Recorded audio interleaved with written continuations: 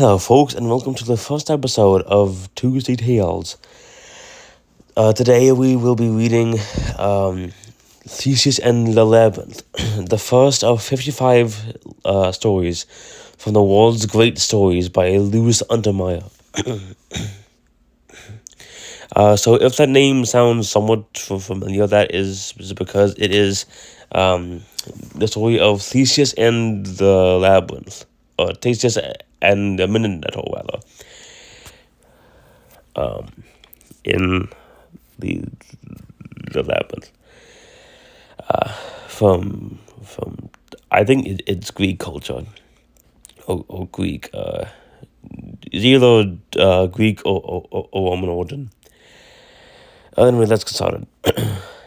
Theseus was the son of King Theseus, but his father had gone to another kingdom while he was still a baby. Before leaving, Theseus had put a sword and a pair of sandals under a large stone, and said to the mother of Theseus, "When our son is strong enough to roll away the stone, let him take the sword and sandals and bring them to me." As a child, Theseus was strong and fearless. His toys were bows and arrows. He made friends not only with fawns, but with wild stags, and played with savage boars as though they were household pets. His mother was proud of his daring, and encouraged him to greater and greater feats of strength. Watching him grow up, she took joy in his prowess with spears and javelins. She teased him into picking up small stones for her garden at first, then gradually larger and larger rocks. There was only one difficulty. Theseus saddened her by continually asking about his father. "The time will come when I can tell you all you need to know," she would say, "when you are a little older and a little stronger, when you can drive a chariot, bend the stoutest bow, throw the largest spear, and move the heaviest stone, then you will learn about your father." Theseus was impatient for the promised time. He set his mind on becoming the strongest youth in the land. As he grew out of boyhood, he kept increasing his strength by taming wild horses, hunting bears, fighting wild bulls, wrestling with champions, doing everything possible to harden each muscle in his plain body. At 18, his mother felt that he was ready. She led him to a secret place next to the temple and pointed to the stone that Theseus had placed there. If you can lift that," she said, "you will not have to ask me who your father is or where he is." Theseus bent down and slipped his finger under one edge of the stone. It did not stir. Then, straightening every muscle, he felt it budge. It gave an inch. Tugging until his sinews cracked, he lifted it up to his knees, and with a shout rolled it over. In the hole underneath, he spied something wrapped in purple linen. "Your father left it there for you," said his mother. "Now you will know where to find him." Theseus unwrapped the fold and saw a pair of golden sandals and a sword of bronze, its gold handle set with crystals and precious gems. It was a royal sword. The blade was engraved with a design of crowns and palaces. Near the hilt, Theseus read this line: "This blade belongs to Theseus, king of Athens." "Now I know," said Theseus. "I will wait no longer to find my father." "Yes," said his mother, "I must let you go. Your father has need of you. Word has come to me that your father is in trouble. He is no longer master in his own house. A sorceress rules him, and his brother's sons conspire openly against him. You are his heir. You should be at his side, but Athens is far from here. The ways are treacherous, with giants in the mountains and robbers in the passes. Take a troop of men with you for protection, so that I won't have to fear for you." "No," replied Theseus. "If I am meant to make this journey, I am meant to make it by myself. Nothing can keep a man from his destiny. If I am to prove myself my father's son, I must go alone." Next morning, with a sword fastened to his girdle and sandaled in a sack, Theseus set out for Athens. His way led through narrow glens, rocky ledges, and paths so overgrown and entangled that he had to retrace his steps more than once. Toward dusk he found the path again. A flickering fire in the distance seemed to promise a welcome. However, when he approached the fire, his way was blocked. A monstrous, thick-set giant of a man stood in his way. "This is my road," he said. "No one passes without tribute." "All roads are free," said Theseus quietly. "I do not stop to make payments on the open road."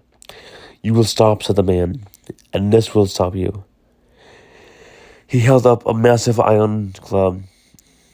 "My father, Hephaestus, the god of fire, gave to me. He forged it in the flames of the underworld and told me I would never need any other weapon. That's why I am called coordinates the cupbearer. And that's why, if you want to pass, you will give me that pretty sword and whatever you are carrying in that handsome sack." "I give nothing, if nothing," said Theseus. "Take them if you can." The club bearer swung his deadly weapon, and I meant a club bearer, instead of a cup bearer. I messed with that. Anyway, the club bearer swung his deadly weapon, but Theseus sprang nimbly to one side and drew his sword. Leaping within the circle of the swinging club, he struck at the giant. It was scarcely a struggle. Before the club bearer could recover his balance, Theseus plunged his father's sword upwards through the giant's throat. The hardest task was to roll the huge body to one side. Then he slipped beside the fire. In the morning he resumed his journey. His next adventure was with Sinis, the pine bender. Sinis was a killer as well as a robber. He watched travelers, then snarled, bound, and stripped them out of everything. After he had plundered his victims, Sinis bound them hand and foot, pull down 2 pine trees, tie his prey to the tops, then let the trees spring apart and tear them to pieces. Theseus had been warned about Sinis.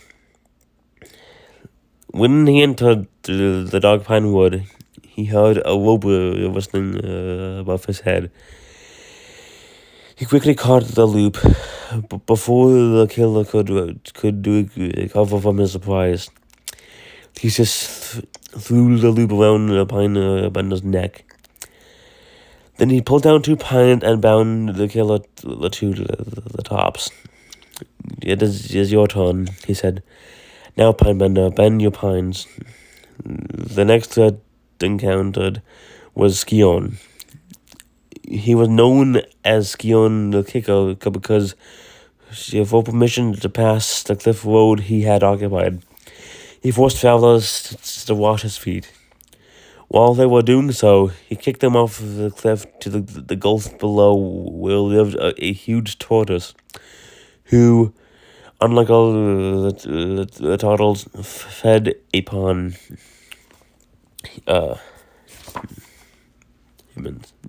humans. Do you know the price if you wish to proceed further? Asked Skion, stretching out his legs. Unless you wash my feet here, I will have to dispose of you elsewhere. My tortoise is very hungry today. I bend my knee to no man, said Theseus. And who are you to speak so insolently? Sneered Skion. I am Prince Theseus, son of King Aegeus, and I shall wait here no longer. It will be a pleasure, a new experience to have my feet washed by a prince. Perhaps this club will persuade you.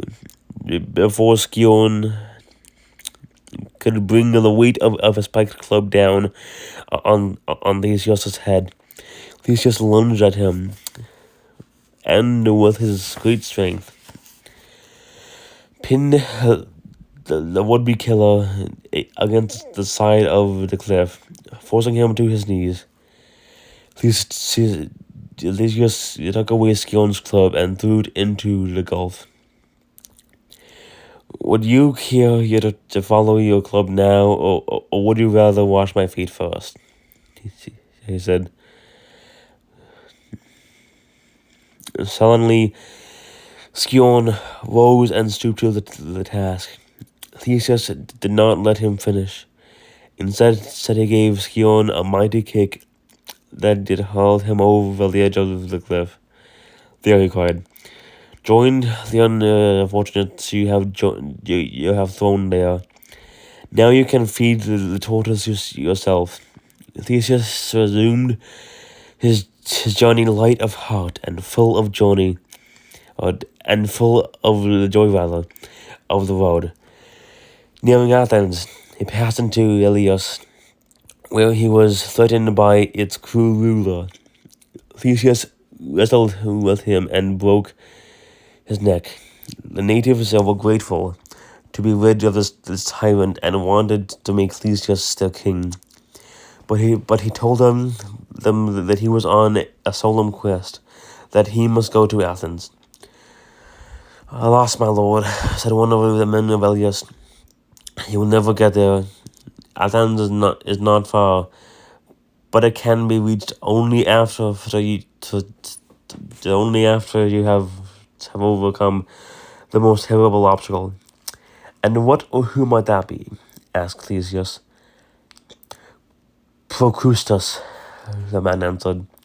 He is not a giant or a monster or any evil-looking creature.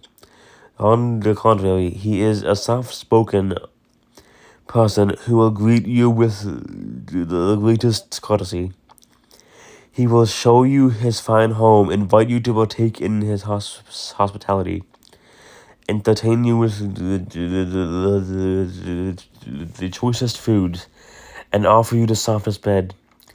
It sounds alone, said Theseus. What have I to fear? The bed. He will tell you it is a bed like no other in the world, that it fits everyone who sleeps in it, no matter what his size. And he is right, the bed is unique. There is a mechanical saw hidden at one end and a secret rope machine at the other. When his guest is asleep, iron arms come down from the ceiling and hold him so that he cannot move. Then I'm assuming from what he just said, y'all can probably imagine what happens next.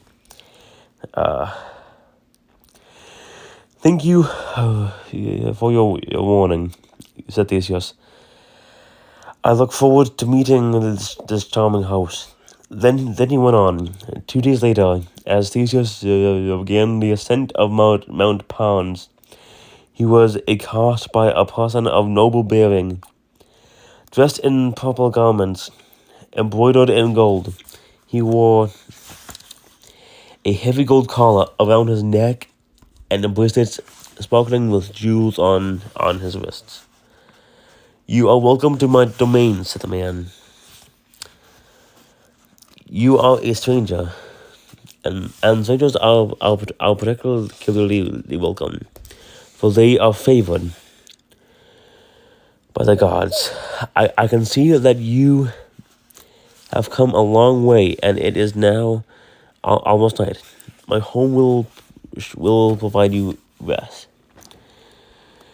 You will, I promise, dine well, and I can assure you of a sound sleep. Theseus looked at the hypocrite with a crooked smile. I'm sure of that, he said, and went into the house. The dinner was everything that had been promised. There was rare venison and a rich pastry and a heady white wine. At the end of the meal, Procrustes accompanied Theseus upstairs. You must be tired, and I shall not keep you from the rest you need, he said. Let me show you to my magic bed. I call it a magic bed because it is made to fit whoever sleeps in it. It looks like an unusual bed indeed. It seems to have a peculiar structure, said Theseus. How is one supposed to lie in it? It is quite simple, said Procrustes. You just relax and touch out like this. He lay down for a moment. That moment was enough. Theseus leapt upon him and, whipping out a rope that he had hidden, tied Procrustes to the bed. You seem to be a little too long, said Theseus. We must remedy that. And he performed what was necessary. Now, he added, after he had done what Procrustes had done so often to others, now you fit perfectly. Then he went his way. There was no further incident on the road. When Theseus entered the king's palace in Athens, he saw his father's nephews idling about the courtyard. They were playing games, gambling, and drinking. One of them looked up. What do you want? He said, Be brief. We see that you are busy. I have come to see your master, said Theseus. They laughed rudely. We're all masters here, said the one who had who had spoken. You should see the mistress if you are looking for lodging. She went into the house. Theseus pushed them by them and went into the great hall. King Aegeus was sitting with Medea, the sorceress. She knew who Theseus was, although his father did not recognize him. Her magic gods told her that if father and son were reunited, she would lose her power over Aegeus. So she dissembled and smiled. We should honor the young stranger, she said in a honey-sweet voice. You will converse, and while you converse, I shall prepare a welcome worthy of a hero. Some instinct had warned Theseus not to reveal himself. He said nothing while Aegeus sat wondering at Medea, taking a flask from her bosom, filled a goblet and offered it to him. It is a gracious gesture, said Theseus, as gracious as the lady who offers it. But I would profane the cup by taking the first draught. Will you not drink first? Medea trembled. I do not. Why make me ill? Theseus's face grew stern. You will plead. You will pledge the king with this cup, he said, and pressed it against her lips. Medea thrust look up away. It fell to the ground. The wine hissed on the pavement, and the marble dissolved as a cloud of evil-smelling smoke drifted through the hall. There also streaked an incantation, and out of the smoke there sprang a dragon attached to a chariot. Medea leaped into the magic car and flew away. Theseus turned to his father. "I have cleared the roads of robbers and murderers and other monsters," he said. I have rid your house of witchcraft and poison.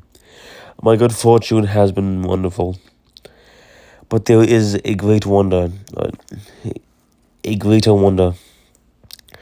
And he showed Aegeus his sword and sandals. Aegeus threw his arms around the hero's neck and wept. My son, the king kept repeating. My son. Then he grew quieter. He said, "I should be overjoyed that you have come at last, but my joy is tempered with sadness. If you come at an unhappy time, perhaps I was fated to come at this time to help you." Said Theseus, "What causes your unhappiness?" "There is a curse upon me," answered Aegeus. "It was a strong curse. It dates from the time when you were young, when young men came to Athens from all over to take part in the festival games of racing, wrestling, boxing, weight hunting, and spear throwing. The son of King Minos of Crete was one of the contestants, and he died here. His death was a mystery. Someone said that he was killed by the spear of a jealous rival. Some said that it was an accident. Minos sailed here from the island of Crete with an army. We were too ill-equipped and too ashamed to give battle.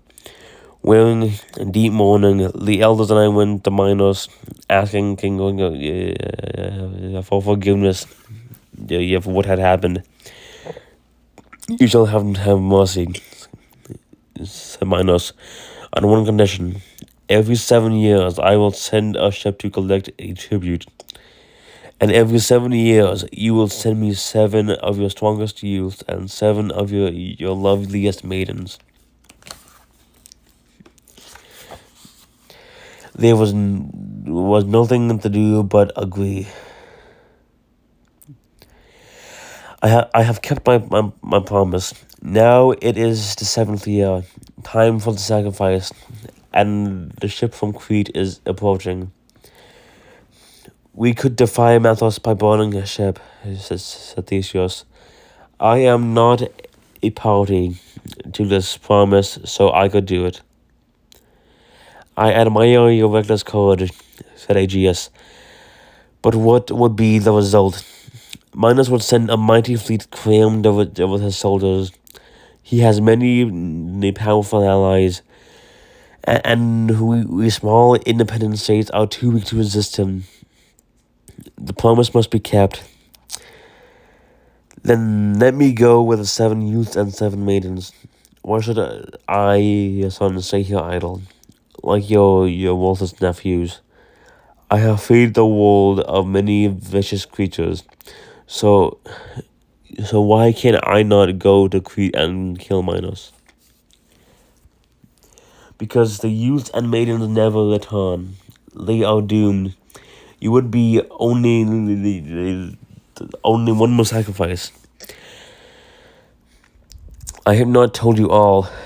Minos had Daedalus, the master craftsman, built a special prison for his captives. It is not like any other prison, for it is cut into solid rock and so designed, so cunningly constructed, with winding and intertwining passages that once inside no one can find a way out. In his maze he called it the Labyrinth. There lurks an incredible killer, a hideous thing known as the Minotaur. It has the body of a man, but its head is that of a ferocious bull with the teeth of a lion. It is to this devouring monster that the youth and maidens are sacrificed. Let me go, pleaded Theseus.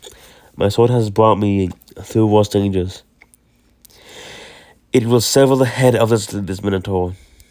Alas, my son, it cannot, said Aegeus. By Minos' orders, all weapons and armor are moved before the victim is thrown into the labyrinth. Yet this king has an evil sense of humor. He has pledged that if anyone can slay the monster with his bare hands, then there would be no future need, no further need, rather, of tribute. The more you speak, the more determined I am to go. My hands have never failed me. I promise you we will return. Go then, and my prayers go with you, said Aegeus. It is a ship of death on which you will embark. It is hulled with its hull is black and its sails are black. When you return, if you return, take down the black sails and hoist the white sails in their place. Then, as I scan the sea, I shall know that the ship carries good tidings. 10 days later, the black sailed ship landed in Crete, and the youths and maidens were brought to the palace on Knossos. The royal city, Daedalus, was built for King Minos. They stood before the king, clad in mourning, all except Theseus, who had dressed himself in bright colors. And who are you so improperly clothed for sacrifices? Inquired Minos. Who has the impudence to garb himself gaily as if for a day of rejoicing? I am the son of Aegeus, whom you have wronged, replied Theseus, and I have not come to be sacrificed. I have come to free the people of Athens from an unjust promise. Brave words, said Minos, with a cold smile. I presume you know how to carry them out. All you have to do is to dispose of the Minotaur with your bare hands. That is what I intend to do, said Theseus calmly. I ask only one favor. Let me be the first to face the Minotaur. The favor is granted. You will face him in the morning. I do not expect to see you after that. That night, King Minos' daughter, Ariadne, knocked softly at Theseus' door. She had fallen in love with the youth as he stood, so proud and unafraid and defiant, in front of her. You are too young and too brave to die, she said. I have drugged the god's wine, and you can escape now. Hurry, go at once to the shore. There is a ship waiting, and no one will know until you have sailed. I thank you, lady, said Theseus. You are as kind as you are noble. But I cannot go. There is something that must be done, and I must do it. Too many youths and maidens have been sacrificed to the vengeance of the king and the hungry lust of the Minotaur. But even if you slay the Minotaur,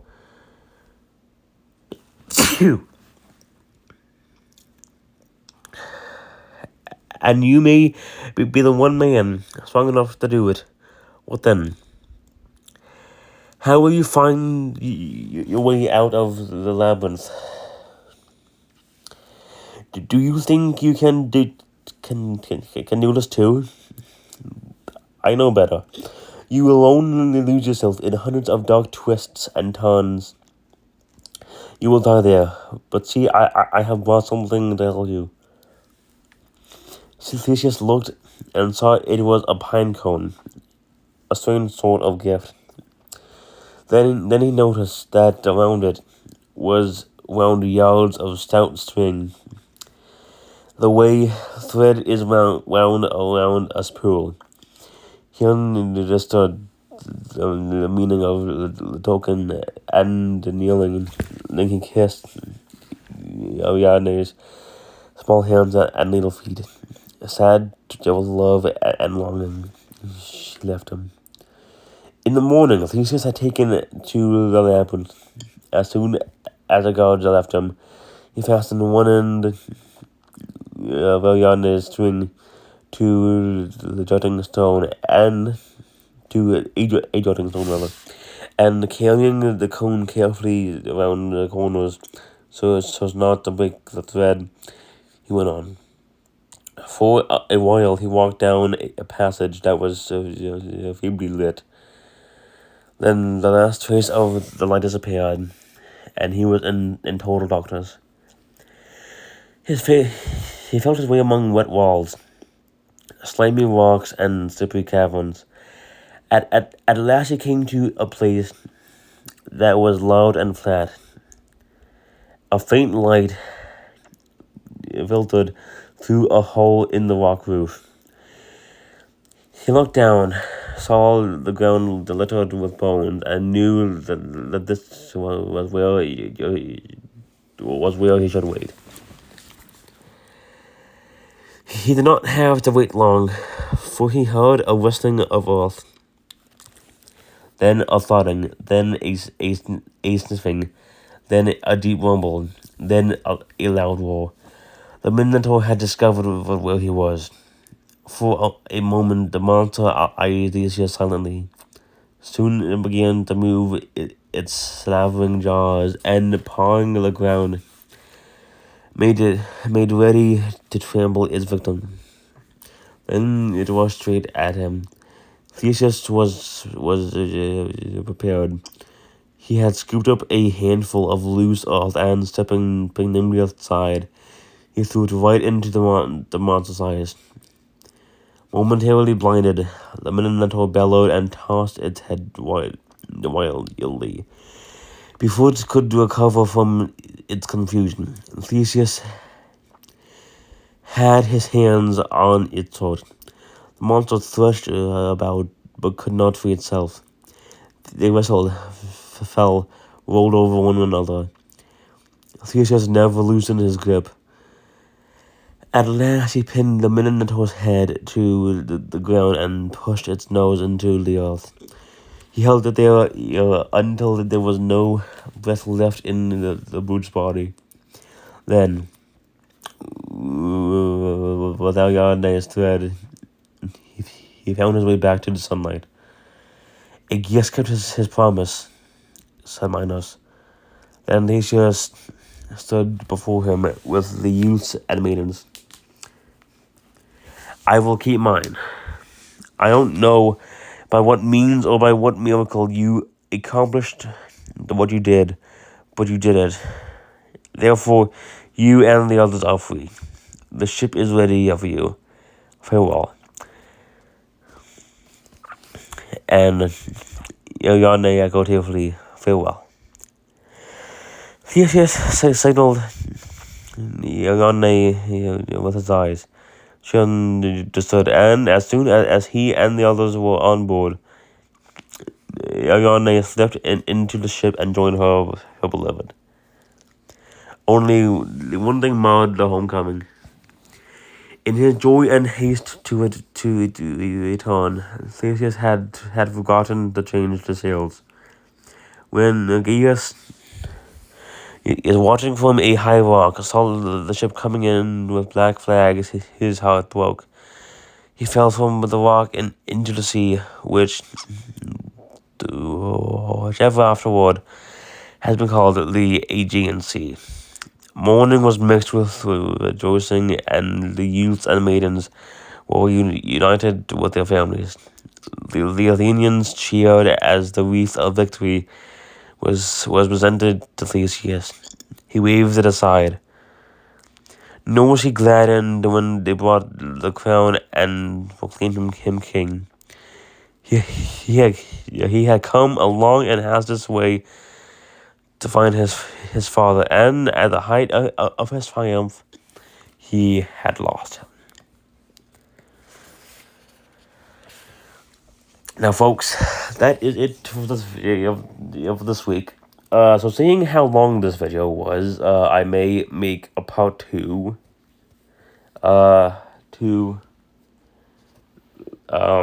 To all the videos in this book. Now, I know for some of you guys like it may be like a short read, but like I am like a bit of a slow reader. So anyway, so I hope that you guys have a great day, a great week, and I shall see you guys in the next one. Bye.